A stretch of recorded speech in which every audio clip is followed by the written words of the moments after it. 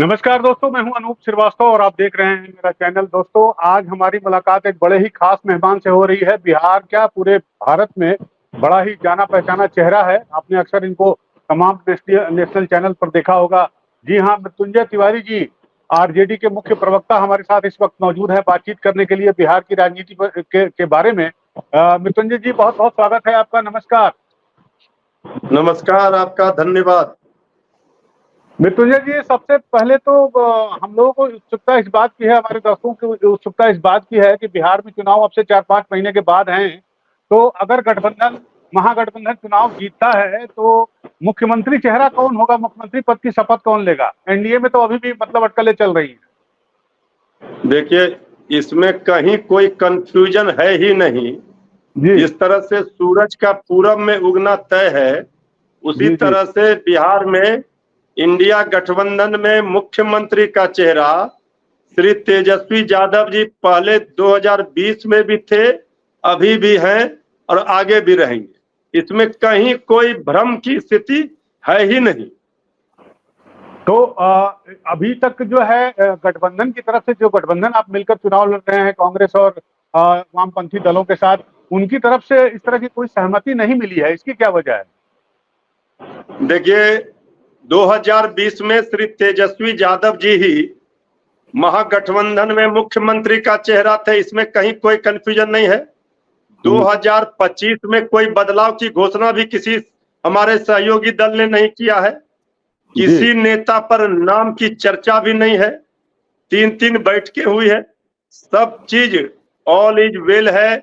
मुख्यमंत्री का चेहरा हमारे गठबंधन का श्री तेजस्वी यादव जी ही हैं और तेजस्वी जी बिहार की जनता की पहली पसंद है। अब इसी वोटर का सर्वे लोगों ने देखा, सबसे ज्यादा पसंद मुख्यमंत्री के रूप में बिहार की जनता ने श्री तेजस्वी यादव जी को किया है। दूर दूर तक कहीं कोई नहीं है, उनके निकट कोई है ही नहीं कोई चेहरा। तो इसमें ये सवाल ही बेईमानी है। इसमें ये स्पष्ट है कि श्री तेजस्वी यादव जी इंडिया गठबंधन में मुख्यमंत्री का चेहरा बिहार में है। ड्राइविंग सीट पर आरजेडी है। आरजेडी अपने सभी सहयोगी कांग्रेस पार्टी, वामपंथी पार्टियां, वीआईपी पार्टी, ये सारी पार्टियां मिलकर के मजबूती से चुनाव लड़ने जा रहे हैं और भारी मतों से चुनाव जीतेंगे भी। इंडिया गठबंधन यहां सरकार भी बनाएगी। बिल्कुल मृत्युंजय जी, आपने कहा कि ऑल इज वेल है और तेजस्वी जी जो है वो ड्राइविंग सीट पर हैं, तो आपको लगता है कि आपके जो प्रमुख प्रतिद्वंदी हैं बिहार में एनडीए, तो वहां भी ऑल इज वेल है और वहां भी ड्राइविंग सीट पे कोई कोई दिख रहा है आपको? देखिए, एनडीए का कुनबा पूरी तरह से वहां बिखरेगा और एनडीए की नाव डूबने वाली है। अभी वहां भगदड़ मचेगी। आज ही आपने देखा होगा, पटना की सड़कों पर श्री चिराग पासवान जी की पार्टी ने बैनर लगाया है, पोस्टर लगाया है और कहा है कि श्री चिराग पासवान जी मुख्यमंत्री का उम्मीदवार है। अब तो सबको पता है बीजेपी लगी हुई है आदरणीय नीतीश कुमार जी को कुर्सी से बेदखल करने के लिए, तो वहां सिर्फ फुटअव्वल है। अभी चिराग जी को कितना सीट बीजेपी देगी, जेडीयू आदरणीय जीतन बाबू मांझी जी को कितना सीट देगी, श्री उपेंद्र कुशवाहा जी को कितना सीट देगी, अभी देखिए आगे आगे होता है क्या। जेडीयू का एक धड़ा चाहता है कि हम बीजेपी के साथ ना रहें। बहुत लोगों की नाराजगी है, 20 वर्षों से सत्ता में है, लेकिन अब इस जनता, बिहार की जनता को यह स्वीकार नहीं है कि जो बीजेपी जेडीयू 20 वर्षों से बिहार में सरकार में है, पलायन हो, नौकरी हो, गरीबी हो, भ्रष्टाचार हो, अपराध हो, हर ओर बिहार जो है बदनाम हो गया। बिहार की बर्बादी 20 वर्षों में हुई है।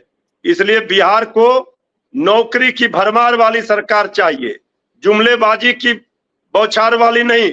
इसलिए इस बार बिहार की जनता ने संकल्प लिया है, श्री तेजस्वी यादव जी के नेतृत्व में इंडिया गठबंधन की सरकार बनाएंगे। मृत्युंजय जी, बिल्कुल आपने ठीक कहा, इंडिया गठबंधन की सरकार बनाएगी। खैर, अब तो चुनाव होंगे तब पता चलेगा। लेकिन सवाल ये भी उठता है कि चाहे एनडीए के घटक दल में चाहे बीजेपी हो और चाहे जेडीयू हो, वो लगातार लालू जी का जो 15 साल का शासन है उसी का भय दिखाते हैं। तो आप जरा हमारे दर्शकों को क्लियर करिए कि आपके पास विकास के लिए, बिहार के विकास के लिए, बिहार को प्रगति के पथ पर ले जाने के लिए आपके पास क्या क्या फॉर्मूलाज हैं, क्या आपने क्या सोचा है बिहार के लिए? जैसा कि आरोप लगता है आपकी पार्टी के ऊपर कि भाई आपके जो शासनकाल में बिहार में जंगल राज हो गया था, तो अराजकता हो गया था, तो ये हो गया था, वो हो गया था। आगे का 15 साल का बताइए ना। देखिए अनूप जी, ये सारे लोग जानते हैं इस बात को कि आज भी जो 20 वर्षों से सत्ता में हो वो अपनी उपलब्धि नहीं बता पा रहे। आदरणीय प्रधानमंत्री जी से लेकर एक एनडीए का मामूली सा कार्यकर्ता वो भी अपनी उपलब्धि सरकार की नहीं बता पाते, तो वो 2005 की याद दिलाते हैं। उनको पता होना चाहिए कि 20 वर्षों से जो सत्ता में है, बिहार आज क्यों गरीबी में, बेरोजगारी में नंबर 1 है। नीति आयोग का रिपोर्ट, हर रिपोर्ट को आप देखिए, हर मानक में बिहार फिसड्डी है, नीचे से टॉप कर रहा है। हर 2 दिन पर कोई ना कोई निर्माणाधीन पुल गिर रहा है। आप देखिए रोज अपराधियों का तांडव हो रहा है। बिहार की जनता करा रही है, मच्छर भी काटता है तो ये कहते हैं 2005। अरे अपनी उपलब्धि बताइए। तेजस्वी यादव जी को 17 महीने काम करने का मौका मिला डिप्टी सीएम में। 5 लाख नौकरियां, सरकारी नौकरी बांटकर गांधी मैदान में।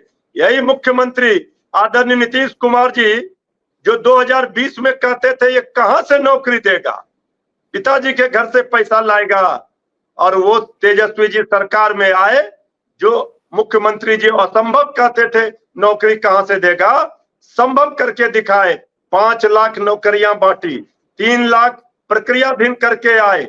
और उस समय देखिए हर क्षेत्र में, पर्यटन का क्षेत्र हो, चाहे ऊर्जा का क्षेत्र हो, स्पोर्ट्स पॉलिसी हो, हर जगह बिहार में काम हुआ।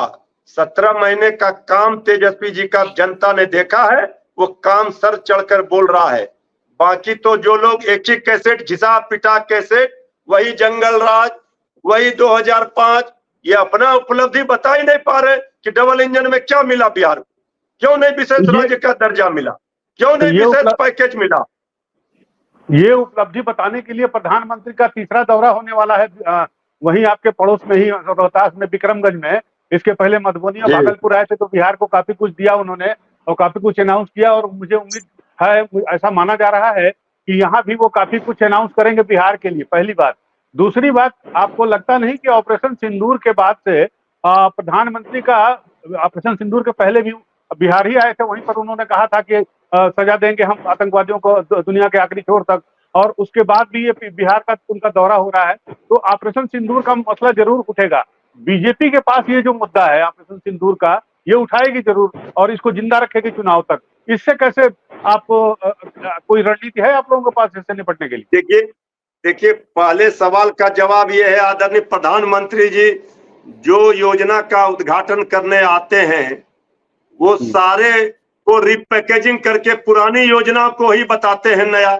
अभी अब पटना एयरपोर्ट का उद्घाटन करने आएंगे, ये सरकार की क्या उपलब्धि? पटना एयरपोर्ट नहीं था पहले से? अरे ये तो रूटीन वर्क है। ये जो स्वीकृत हुआ था, तेजस्वी यादव जी थे पथ निर्माण विभाग में, उस समय जो स्वीकृत हुआ था जो भी रोड, उसको ये अपनी उपलब्धि बता रहे हैं। अब रही बात, दूसरी बात कि ऑपरेशन सिंदूर का, तो सब लोगों ने, पूरे दुनिया ने देखा कि भारत किस तरह से आतंकियों के खिलाफ, आतंक के आकाओं के खिलाफ एकजुट था। पूरे विपक्ष ने सरकार को समर्थन दिया, लेकिन ऑपरेशन सिंदूर जिस तरह से हुआ, सीज फायर हुआ, इसके बाद सरकार की भद्द पिट गई। अमेरिका ने स्पष्ट कहा, अमेरिकी राष्ट्रपति ने, कि हमारी मध्यस्थता में सीज फायर हुआ, और सीज फायर की सूचना देशवासियों को अमेरिकी राष्ट्रपति के सोशल मीडिया पर किए गए ट्वीट से मिला।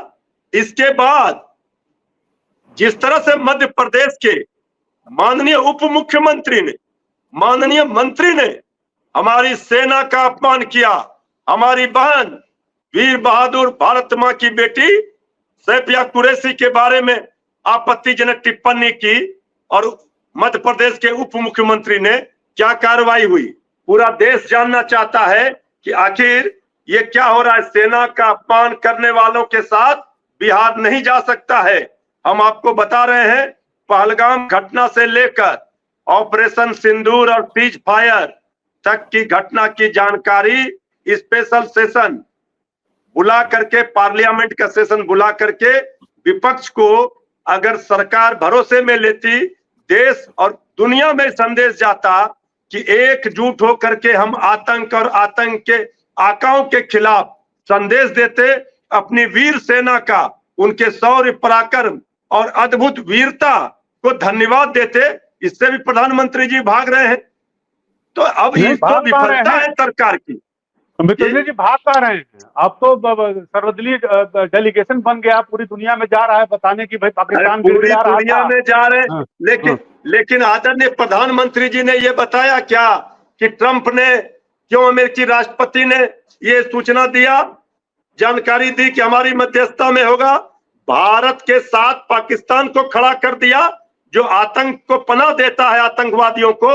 और अमेरिकी राष्ट्रपति कहते हैं कि भारत के प्रधानमंत्री और पाकिस्तान के प्रधानमंत्री दोनों बुद्धिमान हैं। कभी आतंक को संरक्षण देने के लिए, उनको प्रश्रय देने के लिए पाकिस्तान के खिलाफ अमेरिकी राष्ट्रपति ने एक भी शब्द कहे। गए थे आदरणीय मोदी जी ट्रंप सरकार बनाने अमेरिका, क्या हुआ? वह ये उपलब्धि सरकार को अब मिलने वाली नहीं है। मध्य प्रदेश के मंत्री को, उप मुख्यमंत्री को अभी तक ना कोई उन पर कार्रवाई हुई, ना उनको कोई सजा मिली पार्टी की ओर से। आप भला बताइए, देश माफ कर सकता है क्या? सेना प्रधानमंत्री जी के चरणों में है, देश की जनता मोदी जी के चरणों में है। ये मध्य प्रदेश का उप मुख्यमंत्री बोल रहे हैं, इसको जनता स्वीकार करेगी? भारत मां के लाल, हमारे वीर सेना के शौर्य पराक्रम और अद्भुत वीरता को दुनिया ने देखा, उनको हम सैल्यूट करते हैं। और भारत की सेना का कोई अपमान करेगा तो ये हिंदुस्तान बर्दाश्त नहीं करेगा। बिल्कुल बिल्कुल, आपने सही कहा कि भारतीय सेना का जो शौर्य और पराक्रम हमने देखा पिछले दिनों, वो अप्रतिम था। और उनकी बहादुरी पर कोई सवालिया निशान नहीं लगा सकता है। हमें सलाम है, हम अपनी सेना को, भारतीय फौज को सलाम करते हैं। चलिए वापस बिहार लौटते हैं। आज आपने कहा कि चिराग पासवान के पोस्टर लगे हैं। एक आखिरी सवाल आपसे हम जानना चाहते हैं कि आज एक और डेवलपमेंट पटना में हो रहा है, जिसमें आरसीपी के जो का विलय जो है वो जन स्वराज में हो रहा है। तो आपको लगता नहीं कि प्रशांत किशोर की पार्टी जो है वो दिनों दिन अपना जनाधार मजबूत कर रही है और एक तरह से वोट कटवा साबित होगी और ज्यादातर वोट आप ही के काटेगी बिहार चुनाव में? देखिए, बीजेपी सीधे मुकाबले में चुनाव नहीं जीत पाएगी, उनको ये एहसास हो गया है। बीजेपी चुनाव के पहले ही हार मान चुकी है। आदरणीय नीतीश कुमार जी की क्या स्थिति है, इससे सब अवगत हैं। हम पूरे सम्मान के साथ कहते हैं आदरणीय नीतीश कुमार जी दीर्घायु हो, स्वस्थ हो, ये हमारी कामना है। लेकिन आज किस तरह से बी टीम सी टीम बन करके बीजेपी लोगों को भेज रही है, ये तब चुनाव के समय कोई इधर जाएंगे, उधर जाएंगे, कोई पार्टी बनाएंगे, कोई विलय करेंगे, ये सब चलता रहता है। जनता किधर जा रही है ये महत्वपूर्ण है लोकतंत्र में। जनता तेजस्वी जी की इधर जा रही है, ये सर्वे बता रहा है। तो हमारा कहना है कि 20 वर्षों तक मौका मिला, 20 वर्षों में क्या काम किया ये बिहार की जनता जानना चाहती है। बिहार को कितना पैसा दिया डबल इंजन की सरकार में और गुजरात को कितना पैसा दिया ये भी बताएं। झोली भर कर जनता ने वोट दिया। लेकिन अभी जो स्थिति है, बहुत तरह से लोग आएंगे चुनाव में, भ्रम फैलाएंगे, जुमलेबाजी करेंगे, लेकिन ये बिहार है, याद रखिएगा। बिहार की जनता इस बार पाई पाई का हिसाब एनडीए सरकार से लेगी। इसको सबक सिखाने का काम कर। मतलब आप प्रशांत किशोर को तीसरी ताकत नहीं मान रहे हैं बिहार में? आपकी पार्टी नहीं मानती है? ये ऐसे लोगों का वोट कटवा की भी हैसियत इस बार बिहार की जनता नहीं छोड़ेगी। आप देख लीजिएगा, जनता सबको पहचान चुकी है, सबको जानती है। ये जो पब्लिक है ये सब जानती है, पहचानती है। चलिए मृत्युंजय जी, आपने हमसे बात की, आपने हमारे लिए समय निकाला, आपका बहुत बहुत धन्यवाद। नमस्कार। आपका बहुत बहुत शुक्रिया, धन्यवाद।